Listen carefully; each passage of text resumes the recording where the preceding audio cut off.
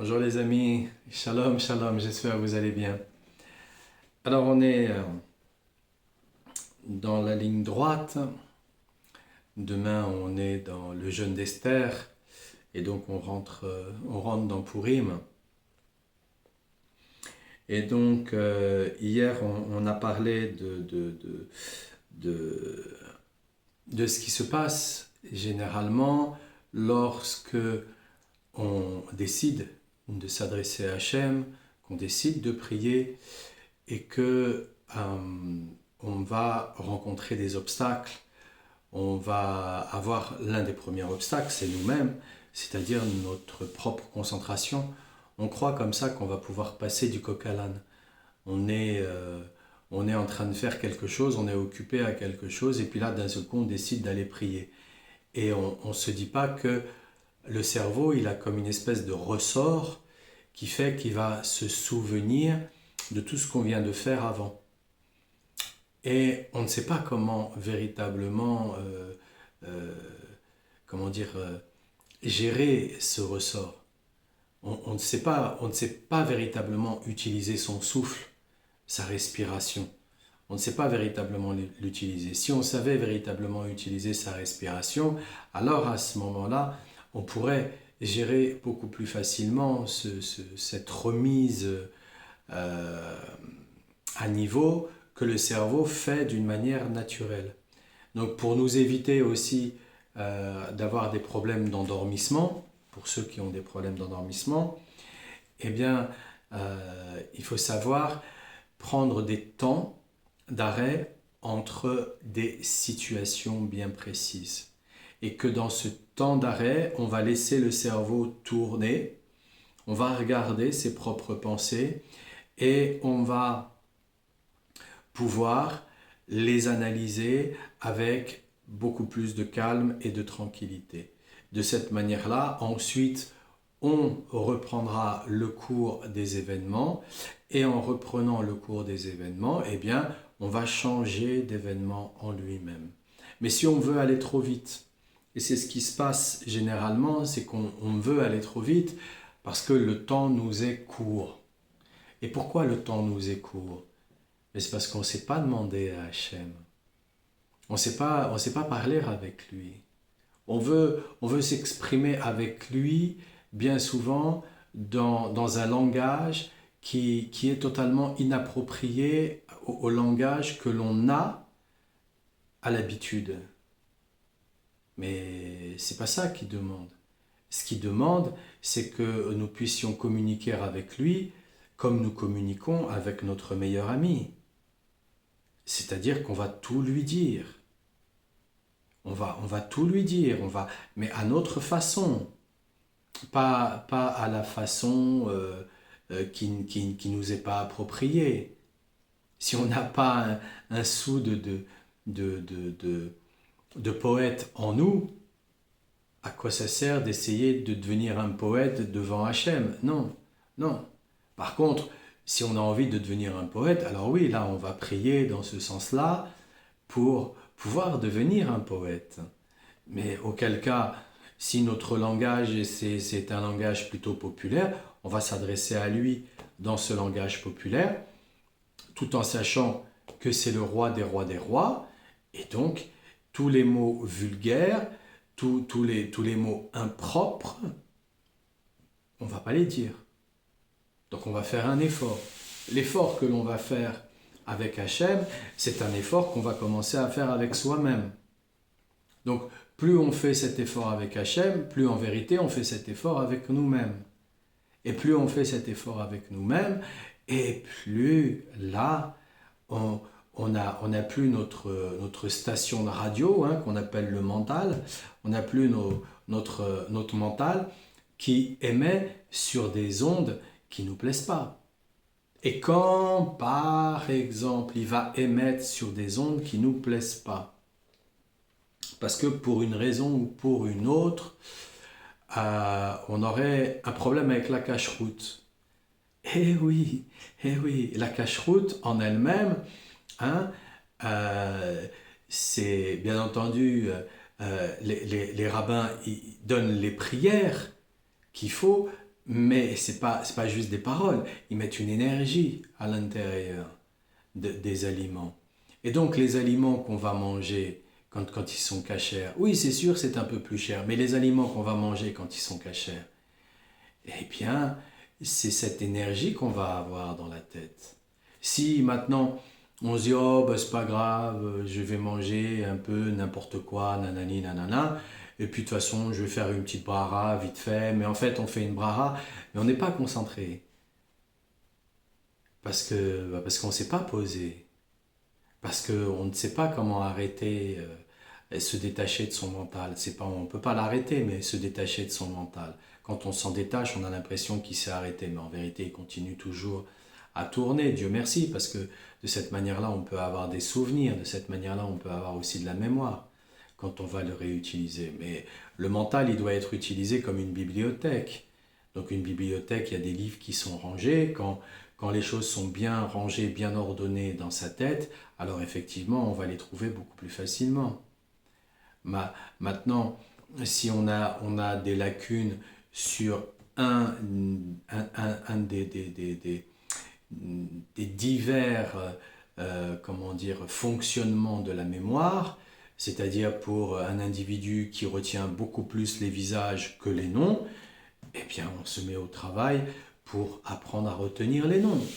Et on met des noms avec des visages et on retient juste les noms et on apprend. Il y a des quantités de façons d'apprendre. Mais avant d'apprendre, on prie aussi dans ce sens.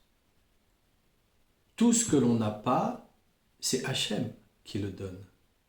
Tout ce qui pousse sur la terre, la nourriture, c'est Hachem qui la donne. Mais maintenant, la nourriture en elle-même, lorsqu'elle est prise par quelqu'un qui est impur, et puis qui va la préparer, ou quelqu'un qui est sur le chemin, mais il n'arrive pas à gérer ses propres pensées, et alors à ce moment-là, il va se préparer une nourriture. Qu'est-ce qu'il va manger? Ben, il va manger ce qu'il a dans la tête, en vérité, puisqu'il a mis ça. Donc si on n'est pas véritablement concentré sur les prières, sur les bénédictions, les brachas que l'on fait, ben, forcément, c'est pas ça qui arrive. Pour qu'une bracha, elle puisse fonctionner, la parole, la pensée et les émotions doivent ne faire qu'un. C'est une unité pour que ça puisse fonctionner. Si on est en train de penser, je sais pas moi, à sa voiture et en même temps on fait la bracha sur le pain, bah, ça marche pas. Et en même temps, on a les émotions parce que on a eu un coup de fil ou on a eu une discussion qui nous est pas plu, ça marche pas. Autant rien faire dans ces cas-là. Parce que sinon, c'est quoi? C'est jouer un petit rôle. Mais ce petit rôle en lui-même, à un moment donné, on en a marre de jouer parce que ce petit rôle, il marche pas. C'est ça le sens de la Emouna. La Emouna, il faut que la pensée, la parole et les émotions soient un. Que lorsque on voit véritablement ce qu'on est en train de demander, qu'on dise « Ouais, ok, c'est bon, je sais. Ok, maintenant c'est bon. Voilà, j'ai été entendu. Voilà. Voilà. » Après, on peut éventuellement changer en disant « Bon, alors... je l'ai vu, mais c'est toujours pas encore arrivé. Quand est-ce que ça va arriver? Je m'impatiente. Donc on s'impatiente, donc on y met encore plus d'émotion. Donc on y met encore plus d'activité. Donc on y met encore plus d'énergie. Et en y mettant encore plus d'énergie, de confiance, donc d'émouna, on attire plus vite ce que l'on veut vers nous. Alors ça paraît simple, mais tant qu'on ne s'est pas mis en pratique, on ne peut pas savoir le niveau de difficulté dans lequel on se trouve. Donc, quand il nous dit « c'est lorsque nous voulons prier que les forces négatives viennent autour de nous », c'est parce qu'on a des réflexes. On a des réflexes. Voilà. Pourquoi sur le chemin, arrêter de regarder arrêtez de regarder Netflix, arrêtez de regarder les informations, arrêtez de lire des journaux à connotation politique, arrêtez de regarder des choses qui sont impures avec nous-mêmes. C'est tout simplement pour que nos prières, elles puissent arriver à bon port, qu'elles puissent être exaucées. C'est pour que nos prières, elles ne soient pas emplies du dernier film, du dernier dialogue du président, ou de ce qui se passe à l'autre bout de la terre, ou de celui qui croit que c'est comme ceci ou c'est comme cela. C'est pour ça. Il n'y a pas, comment dire, on fait pas d'omelette sans casser des œufs. C'est-à-dire que si on veut véritablement que notre pensée, notre parole et nos émotions soient une seule et même chose, pour aller dans une seule et même direction, il y a beaucoup de sacrifices à faire. Si on ne fait pas ces sacrifices, voilà, c'est toujours comme ça. C'est toujours comme ça. On ne peut pas avoir le beurre, l'argent du beurre et la crémière. Ça, c'est pour les individus qui croient que ils peuvent manger ce qu'ils veulent et en même temps, ils font un peu de sport et en même temps, de temps en temps, voilà, ils font un petit Shabbat par-ci, un petit Shabbat par-là. Et puis après ça, ils se retrouvent malheureusement, que Dieu nous en protège, avec une maladie. Oui, mais il y a des choses que Hachem ne veut pas qu'on évite, parce que ces choses-là, elles vont nous apprendre, elles vont nous enseigner, elles vont nous faire grandir, mais il y a aussi des choses que Hachem aimerait bien que l'on évite, parce qu'on aura appris, on aura grandi avant que ça puisse nous arriver. On ne se met pas dans un train, le train démarre et après on se dit « Oh zut, ça y est, on est dans le TGV, il est parti à 200 km/h. Ah, je me suis trompé. Ah, s'il vous plaît, vous pouvez arrêter le train. » Bah non, on peut plus. On peut plus, t'es parti. Ça y est, t'es dedans, t'es à fond la caisse. Donc, quand il nous dit, c'est quand on commence à prier que les forces négatives, elles viennent autour de nous, c'est pour qu'on puisse se rendre compte de ce qu'on ne veut pas. Mais on ne peut pas ne pas vouloir quelque chose et attendre que ça passe tout seul. C'est pas comme ça que ça marche. Non, c'est pas comme ça que ça marche. Surtout quand Hachem il l'a décidé autrement pour nous. Donc c'est pas comme ça que ça marche. Et donc dans le traité de Brachot 6b, qualifiant la prière comme se trouvant au fait de l'univers,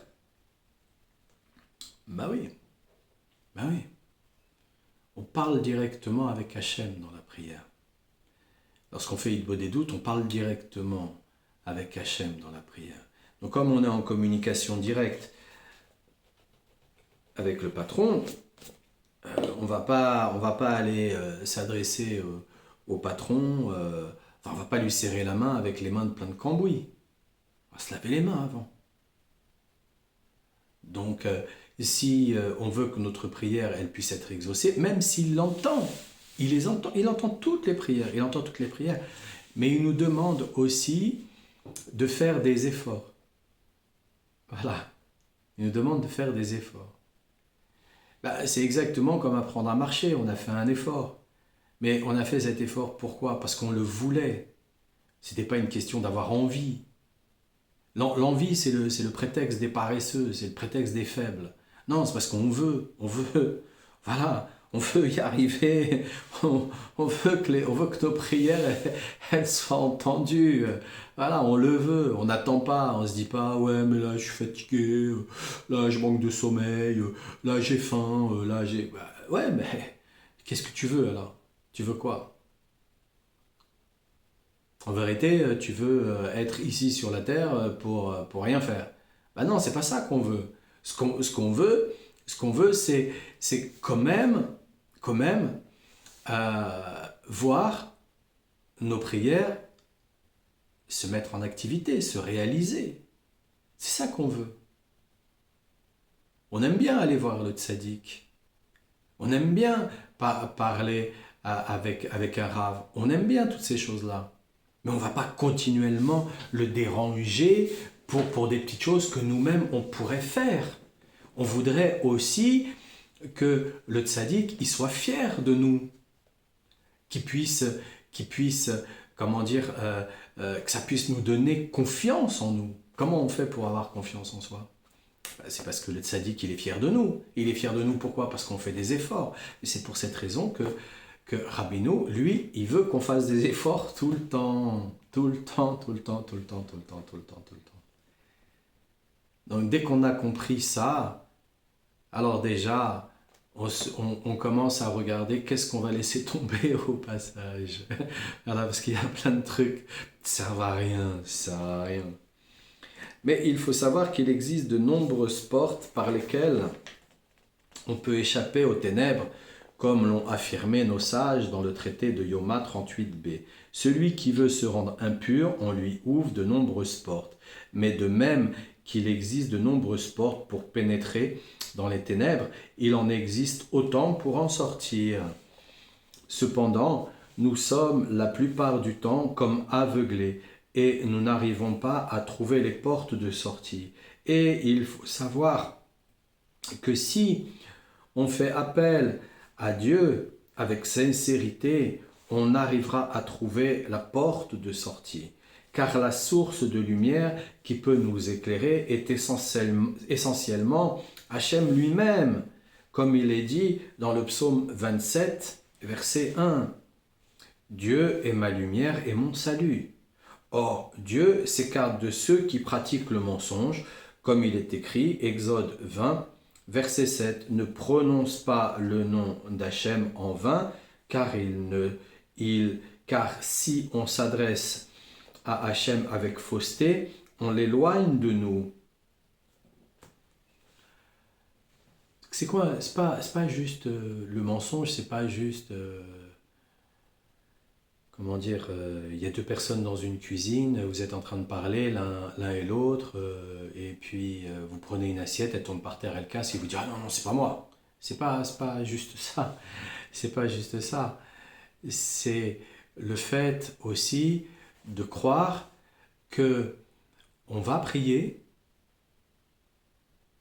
et même si à côté de ça, on est en train de regarder d'autres choses, on écoute d'autres choses, on aime des musiques déstructurées, on regarde des films, on est sur les réseaux sans arrêt, et ainsi de suite, et qu'on croit que Hachem va exaucer nos prières.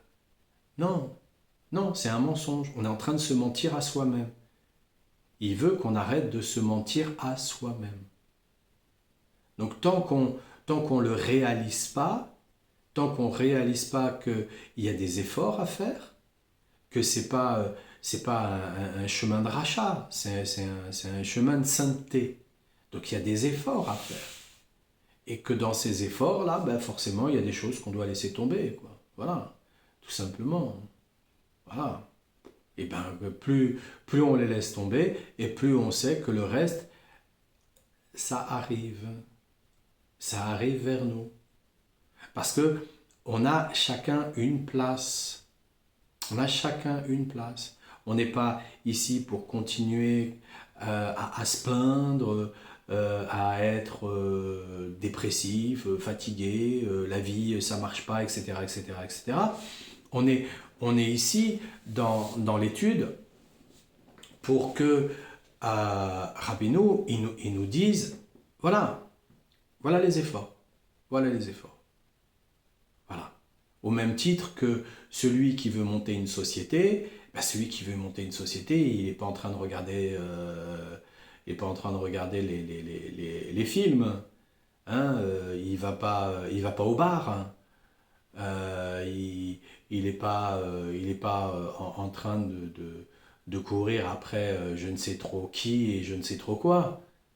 Non, il est concentré sur sur ce qu'il veut obtenir et il y travaille fermement avec beaucoup d'énergie, beaucoup d'intérêt. Donc, il est en train de manger, tous les jours il mange business, tous les jours il parle business, tous les jours il respire business, tous les jours il vit business, il dort business, il a tout le temps ça dans sa tête. C'est pour ça que quand David Ameller il est arrivé à un moment donné à dire mes paroles ne sont que Torah, c'est parce qu'il il en mangeait tous les jours, tous les jours, tous les jours, tous les jours, à tous les plats, dans toutes les sauces, dans toutes les positions, les possibilités inimaginables, inimaginables. Qui fait que de cet ordre-là, ben, Hachem il écoutait complètement ses paroles. Mais ça n'a pas empêché non plus que, bah, au passage, il fasse la faute du temps avec Bathsheba.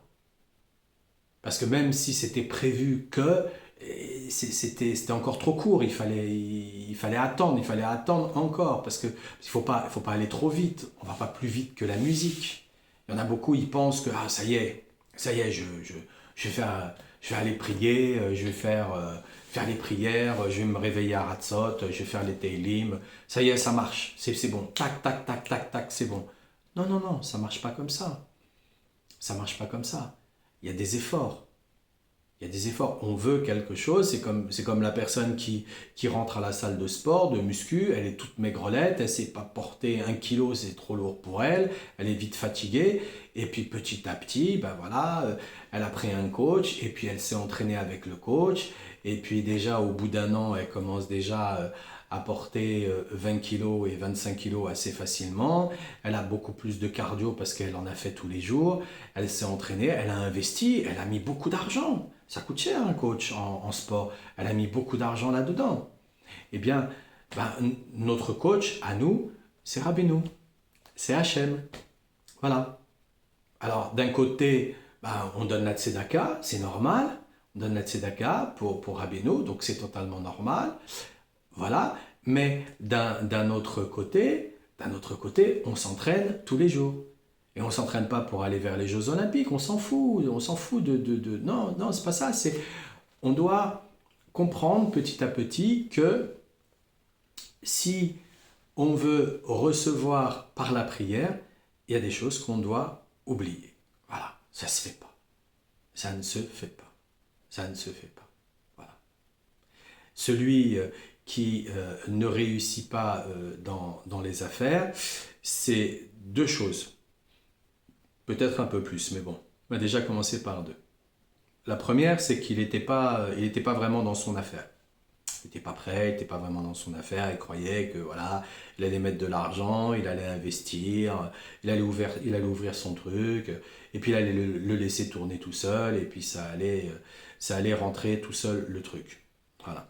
La deuxième des choses, d'accord, c'est que il n'a pas assez prié pour savoir si c'était ça qu'il devait faire. Il n'a pas assez prié. Il n'a pas assez prié. Arrivé là, c'était pas ça qu'il devait faire. Avant d'ouvrir son affaire, il devait devenir salarié dans le même business pour apprendre tout ce qu'il faut apprendre du début avant d'arriver au stade du patronarial. Eh bien, c'est exactement la même chose. C'est exactement la même chose. Quand Rabbi Nachman, il dit tous les jours il se renouvelle, c'est parce que tous les jours, et c'est Rabbi Nachman, hein, c'est pas nous, hein, c'est pas nous. Donc tous les jours, il se reconsidère. Reconsidère, oui, on doit se reconsidérer. On doit se reconsidérer. Hachem, il est immense, c'est éternel. Voilà, nous, on est tout petit, rien.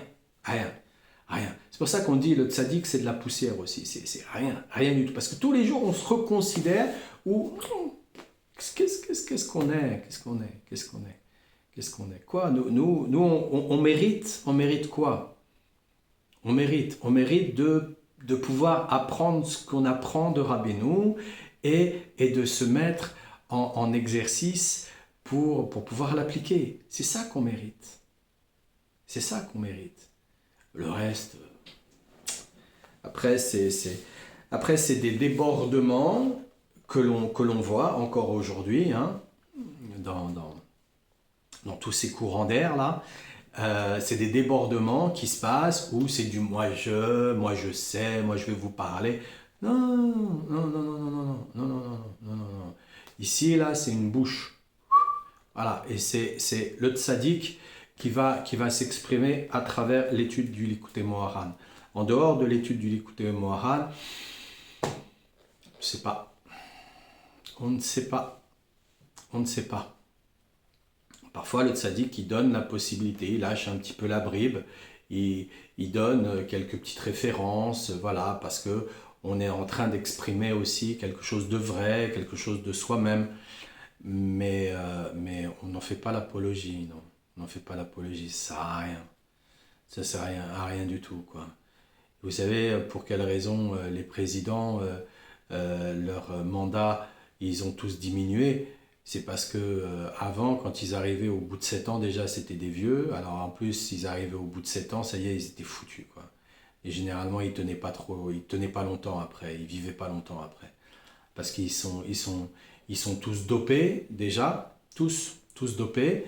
Et donc, à la fin, le corps, il tenait plus, c'était beaucoup trop dur. Voilà. Pour quelle raison? C'est trop de responsabilité. Pour un corps, c'est trop de responsabilité. Alors que pour Rabbeinu, qui ne porte pas le corps, c'est facile. C'est facile. C'est facile. C'est facile. Le, le, le guérisseur, c'est celui qui rejoint et qui laisse passer Hachem, qui laisse passer Rabbeinu. C'est lui qui fait. Mais le guérisseur, oui, il va transmuter certaines choses, mais c'est minime comparé à ce que Hachem ou Rabbeinu ils transmutent derrière. Et heureusement d'ailleurs, heureusement d'ailleurs. D'ailleurs, dans l'apprentissage, on commence déjà par ressentir la transmutation et je vous assure, on est couché par terre parfois, on est en train de taper du poing parfois, hein, sur le sol, tellement ça fait mal, tellement ça fait mal. On est dans des zones parfois où tellement ça fait mal parce que justement, c'est c'est Rabbeinu qui fait le travail. Lui, c'est facile pour lui. Il y a pas les cinq sens avec toutes les terminaisons nerveuses. Non, il n'y a pas tout ça. Donc, c'est beaucoup plus simple. Beaucoup plus simple. Là, c'est exactement pareil. Dans l'étude en elle-même, c'est exactement pareil. Et c'est pour cette raison que Hachem, il nous demande, voilà, il nous montre. Et Baruch Hachem, on a Rabbeinu qui nous explique en nous disant, oui, dès que tu vas commencer à prier, eh bien voilà ce qui va se passer, tu vas avoir des forces négatives qui vont arriver. Pourquoi? Parce que ta nourriture, tu sais pas, oui, tu crois savoir d'où elle vient, mais tu sais pas comment elle a été préparée. Toi, tu sais pas comment tu es venu manger cette nourriture.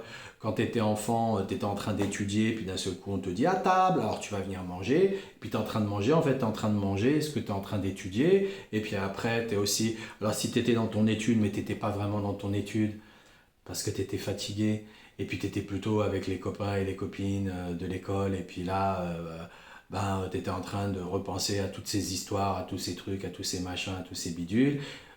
Pour peu que tu étais rentré dans l'adolescence, et là, à ce moment-là, il y avait tes hormones qui te chatouillaient, donc là, dans ces cas-là, tu commençais à avoir tout un tas de pensées voilà, dérangeantes, et puis après, tu te mets à vouloir être dans la prière, et il y a tout ça qui remonte. Parce que tout ça, c'est là. C'est pas. Heureusement qu'on a des souvenirs, heureusement qu'on a de la mémoire. On a toutes ces choses qui sont là. Et toutes ces choses qui sont là, on doit les vider. Donc Hachem, il nous dit, voilà, il y a certaines choses. Donc déjà, se réveiller à Haratzot, parce que le réveil à Haratzot fait que déjà le corps, il n'a pas l'habitude. Hein, on a dormi avant, il n'a pas l'habitude. Il se réveille pleine nuit. Oh, voilà, il n'a pas l'habitude.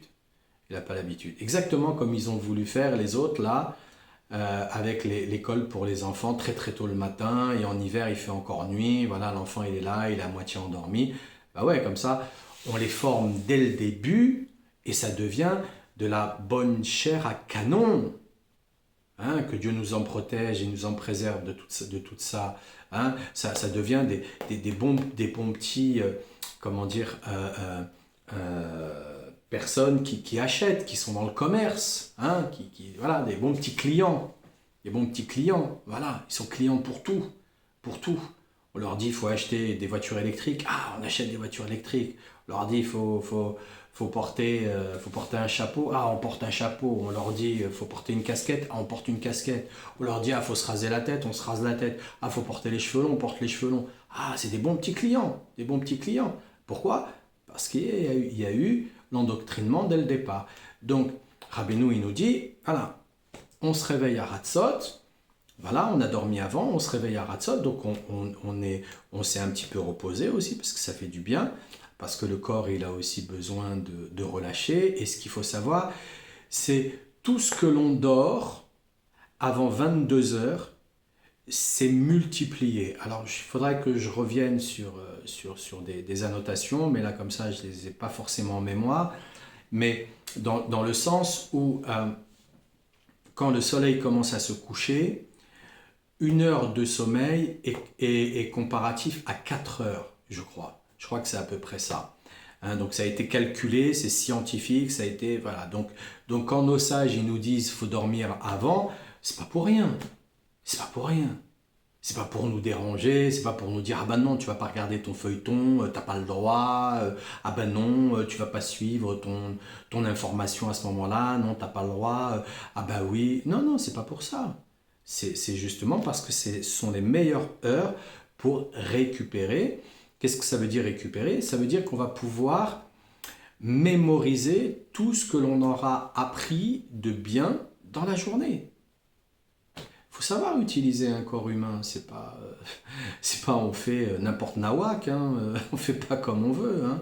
Donc Rabbeinu, quand il nous dit Haratzot, ben, c'est parce que Haratzot, dans ces moments-là, c'est là où les ondes cérébrales sont le plus bas.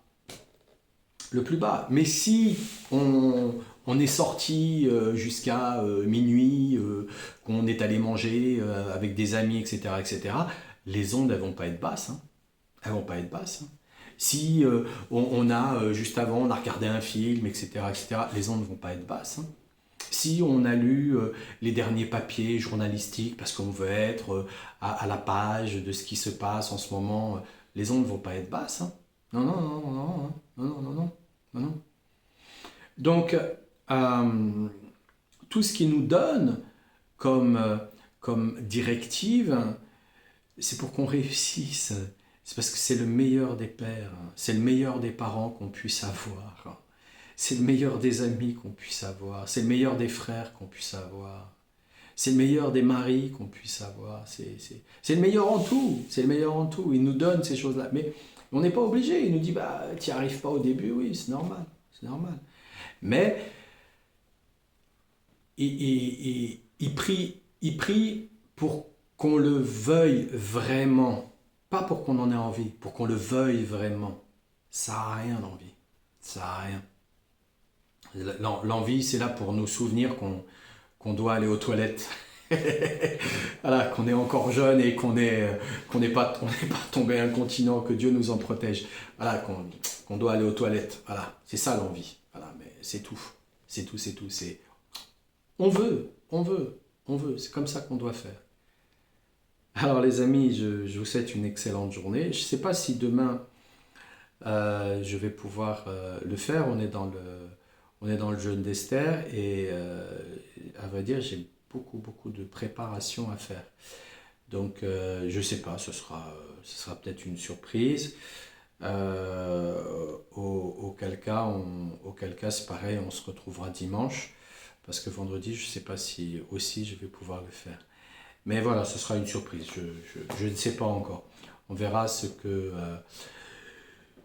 Rabbeinu il dit et comment il me conduit dans la situation.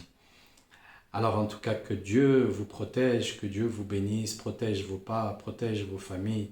apporte la refoua shlema à tous les malades et excellente journée les amis.